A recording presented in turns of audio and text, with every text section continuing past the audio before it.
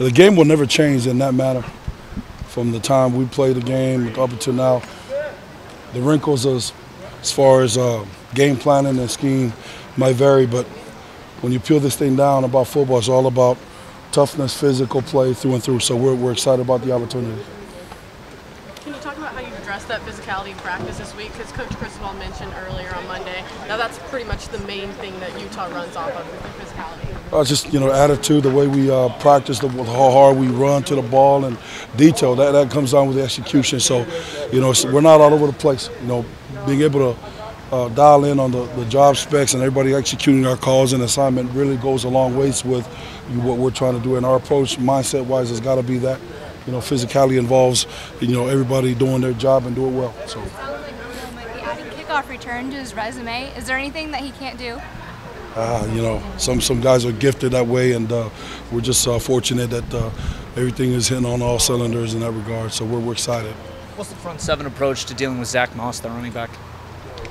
He's a tough runner. Those are things. Like I said, everybody's got to be in their area. Everybody's got to dominate their space, and we got to go after it with a lot of hats. And those are the things that you see in this conference throughout.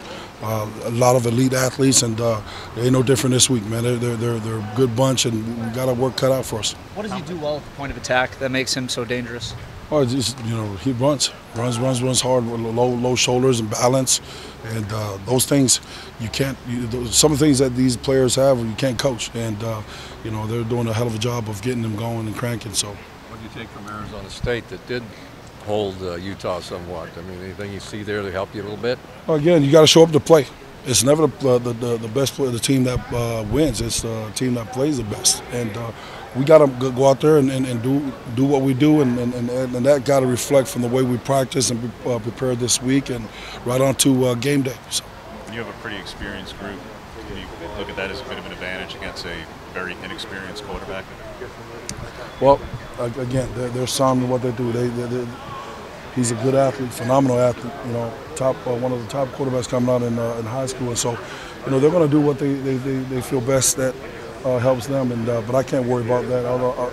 The main thing is we got to be hitting on all cylinders up front, and it starts up front, and that's the goal this week. And I thought we had a good workout this morning, and so the preparation now continues on, and getting ourselves in a position to where we can position ourselves to have a chance to win this game.